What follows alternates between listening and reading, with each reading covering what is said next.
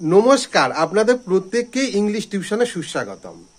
ইতিপূর্বে আমরা এটা জেনেছিলাম যে কোনো যৌগিক শব্দের বা একাধিক পদ বিশিষ্ট শব্দের সিঙ্গুলার থেকে প্লুরালে করার সময় তার যে প্রধান শব্দের শেষে এই যোগ করে সেটাকে প্লুরাল করতে হয়।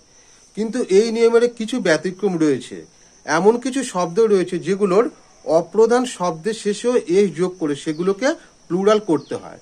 যেমন মহিলা তত্ত্বাবধায়ক, লেডি সুপারিনটেন্ডেন্ট। এখানে লেডিটা মূল শব্দ বা প্রধান শব্দ হলেও এটা প্লুরাল করার সময় সুপারিনটেন্ডেন্টের শেষে এস যোগ করতে হবে, তাহলে এটা প্লুরাল হবে লেডি সুপারিনটেন্ডেন্টস।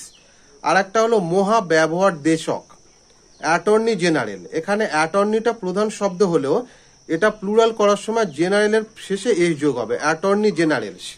আর একটা হলো স্থলবাহিনী প্রধান, মেজর জেনারেল। এটা এখানে মেজরটা প্রধান শব্দ হলেও জেনারেলের শেষে এস যোগ হবে, মেজর জেনারেলস। ধন্যবাদ।